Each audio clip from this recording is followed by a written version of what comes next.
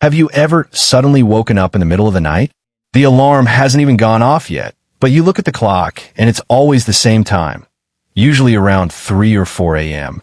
There's something even scarier about this. Your eyes are clear, but you can't fall back asleep. Your body is clearly tired, but your mind is awake. This inexplicable state repeats itself. And at some point, many people jump to the conclusion, oh, it's just because I'm getting older.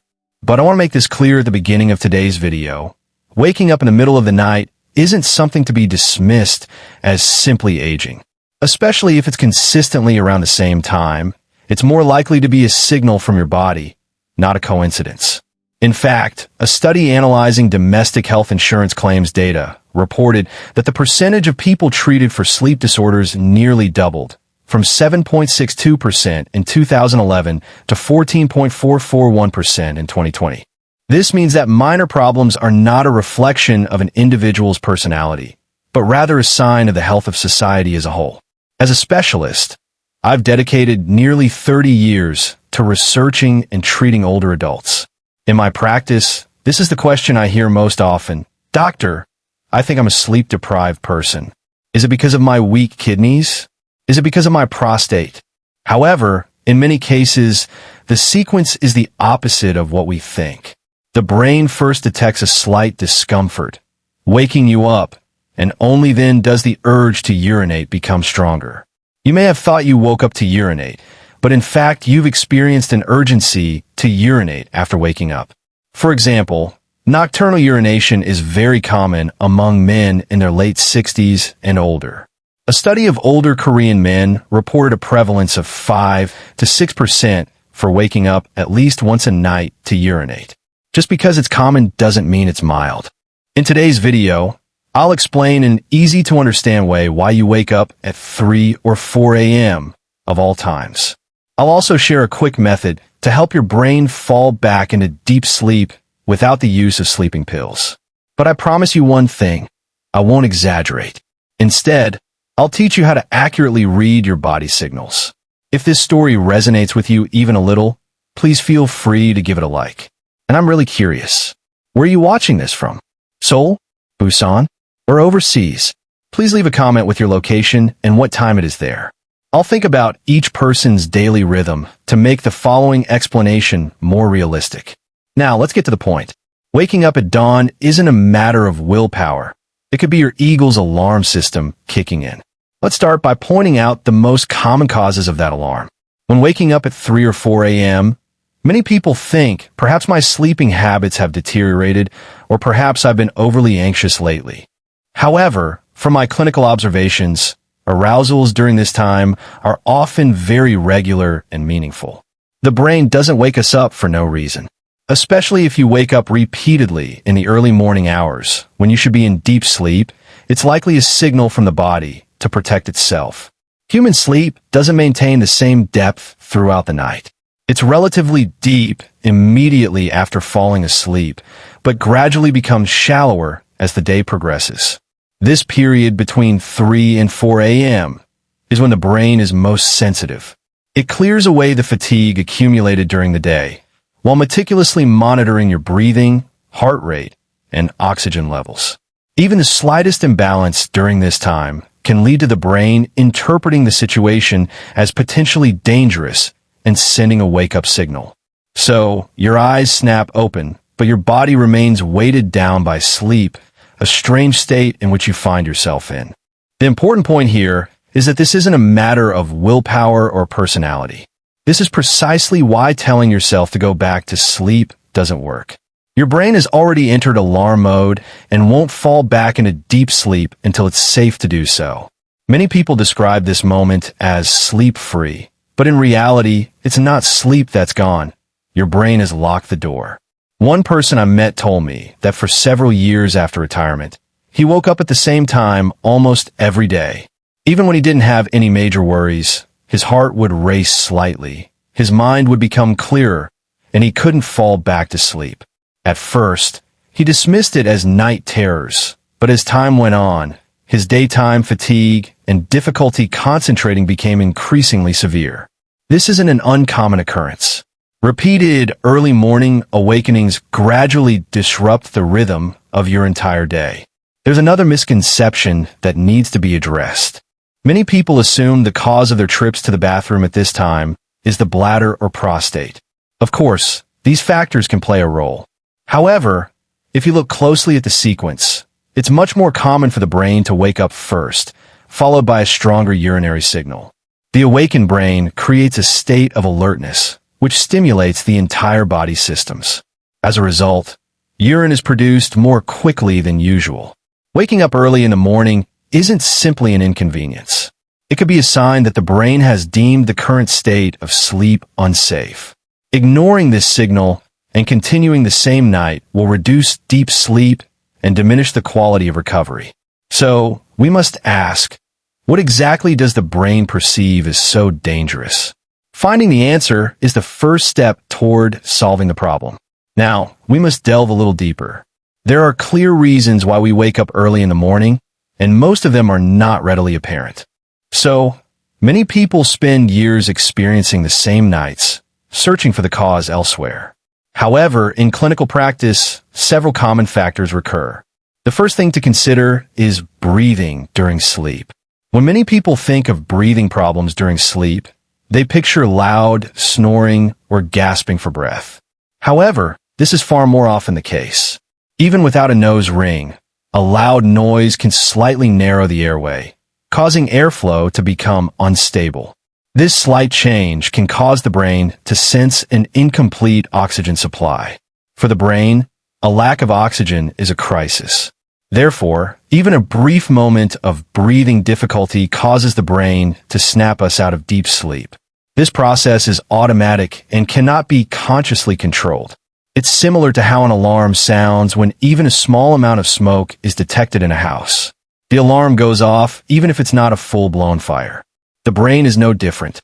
When a potential danger is detected, we choose to wake up rather than stay asleep. As a result, we experience inexplicable dawn awakenings. A second factor that is often overlooked is the medications we faithfully take every day. In particular, medications for heart and blood pressure are crucial for preserving life. However, some medications can affect the brain's arousal system even at night. The effects of medication taken during the day can persist into the night, preventing the brain from naturally transitioning into rest mode. This explains why we feel tired, but our minds remain clear. The problem is that many people fail to connect this change to their medication. If your blood pressure is stable, but your sleep is getting worse, that in itself can be a clue. This doesn't mean you should stop taking your medication arbitrarily. However, it does mean you should recognize changes in sleep as important signals from your body. This allows for adjustments. The third option is a relatively familiar but often misunderstood choice: alcohol and sleeping pills. Many people resort to a drink or pills when they can't sleep. Initially, this seems effective. They fall asleep quickly and feel as if they've been asleep for longer. However, this is different from the brain's natural sleep state. The brain isn't resting, but rather in a state of suppressed function. In this way, sleep doesn't fully undergo a deep, restorative phase. Therefore, even minor stimuli can easily wake them up in the morning. As we age, this effect becomes more pronounced. It can lead to dizziness, difficulty concentrating, and memory problems that persist into the next day. This paradoxically creates a situation where the methods chosen to aid sleep actually increase early morning awakenings. Finally, the bladder and prostate are often the first areas that come to mind. Of course, changes in these areas can have an impact at night. However, as I mentioned earlier, the order is often reversed.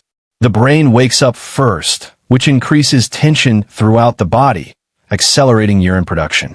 So, while you may feel like you've woken up because you need to urinate, it's often the case that the urine signal has become stronger because you've actually woken up. Looking at it this way, the cause of early morning awakenings isn't a single factor. Breathing, medications, sleep-inducing habits, and misinterpretations all combine to put the brain on alert every night. When you understand this structure, many people change the question. Instead of asking, "Why can't I sleep? Why does my brain still feel unsafe?" Now, it's time to answer that question. Let's change our perspective a little. We usually think of sleep as a time for the body to rest. However, as a doctor, what I want to emphasize most is that sleep is for the brain, not just the body. Deep sleep, in particular, is our only opportunity to reorganize ourselves and prepare for the next day. Imagine your brain as a giant city. During the day, we constantly use our brain, thinking, judging, feeling emotions.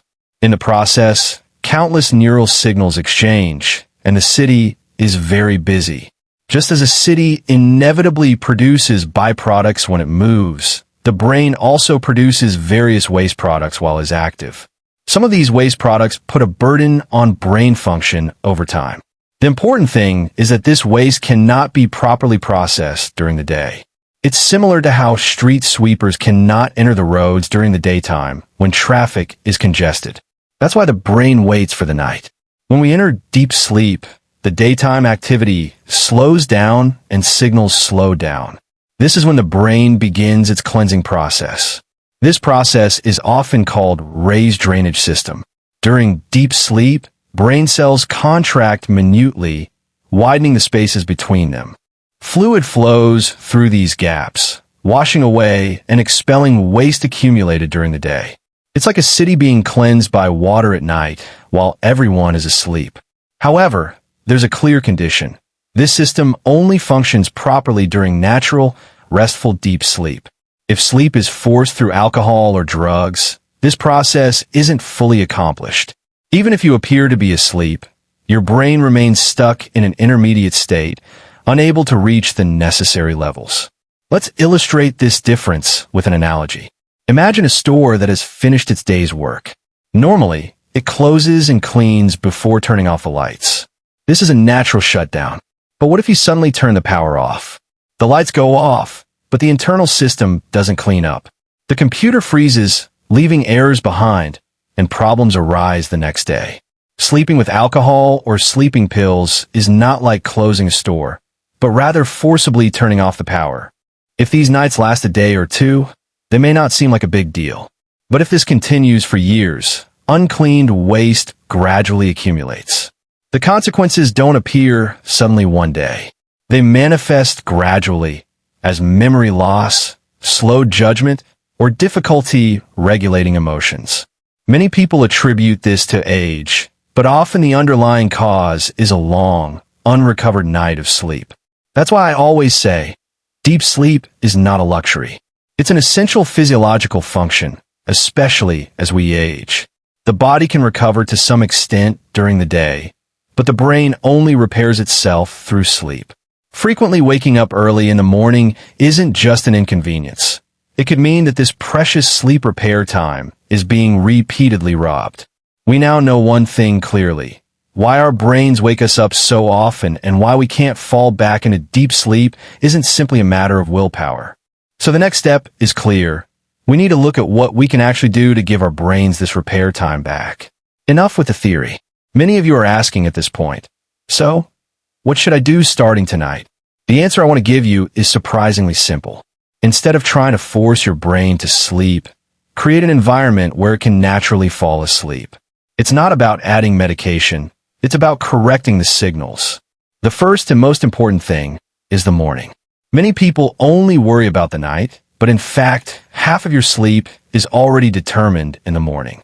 The key is to expose your face to natural light as early as possible after waking up. You don't need any fancy exercise. Simply walking slowly in front of your house or standing outside, looking outside, is sufficient. During this time, your brain quietly registers. Now is the beginning of the day. This register then schedules the release of melatonin a few hours later. Without this signal in the morning, your brain will be confused about when to rest, even at night. The second is a very brief stimulus that relaxes your brain at night. Rather than calling it a specific name, I refer to it as the rest point behind your ear. If you touch the area just behind your earlobe with your finger, you'll feel a gentle indentation. Place your thumb there and press firmly, but without pain. Slowly count to 10 and release. Repeat this motion about 5 times. You don't need to press hard. What matters is not the pressure, but the message it sends to your brain. Right now, you're safe. You can let your guard down. When this signal arrives, your heart rate and breathing will gradually begin to subside. The third is breathing. Breathing is the most direct channel through which we consciously access the brain. The method used here is breathing that involves exhaling longer than inhaling. For example, inhale for 4 seconds, pause briefly, and then exhale slowly for 8 seconds. Older people may find holding their breath for longer periods of time burdensome. In that case, it's okay to shorten the pause. The key is rhythm and comfort.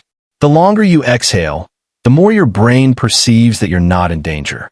The person I mentioned earlier also found this breathing difficult at first. So without pushing themselves too hard, they started at a comfortable pace. However, after a few days, they reported that their memories would suddenly disappear mid-breath. This was their brain's natural signal that they were entering sleep. It's not that we're forced to sleep. Our brains open the door on their own. These 3 methods, individually considered, seem quite ordinary. However, when they're followed in sequence, they take on a different meaning. In the morning, we open the day with light. At night, we relax with ear stimulation. And finally, we turn it off with our breath. When this flow repeats, the brain remembers the pattern again. And at some point, even if we wake up in the morning, we begin to find our own way back to sleep. At this point, many people ask themselves the question, "Doctor, I've been living like this for so long. Can I really change now?" Every time I hear this question, I answer it with complete honesty. The brain is an organ that learns much longer and recovers much later than we think. Aging doesn't diminish the brain's potential. We simply forget how to open that door. In clinical practice, even people who have followed a similar lifestyle for decades show change when the direction is set right. The key is consistency, not speed. The brain is wary of sudden changes, but it adapts to repeated experiences. So, even if things don't go well for a day or two, there's no need to conclude that I'm just not good enough. The brain may still be observing the situation. There's another point that must be addressed. Many people wake up in the morning and look at the clock. And from that moment, thoughts begin, "Oh, it's that time again. Tomorrow will be tough again." This stream of thoughts sends another alarm to the brain. The already awake brain, fueled by worry, becomes even more alert. That's why I recommend, if possible, avoiding checking the time when waking up in the morning. Knowing what time it is does little to help you fall back asleep. Some people who experience early morning awakenings sometimes dread the night itself. As the sun begins to set, tension sets in. "I'll be awake again today." If you go to bed in this state, the brain is already in alert mode. Sleep can be interrupted even before it begins. Therefore, what we need to change is not just the amount of sleep we get, but also our attitude toward the night.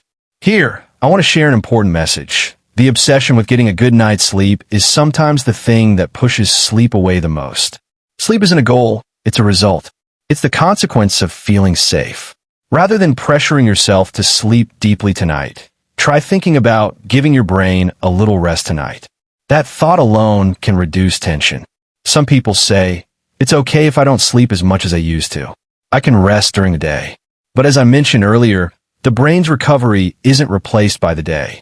Closing your eyes and lying down and entering deep sleep are completely different processes.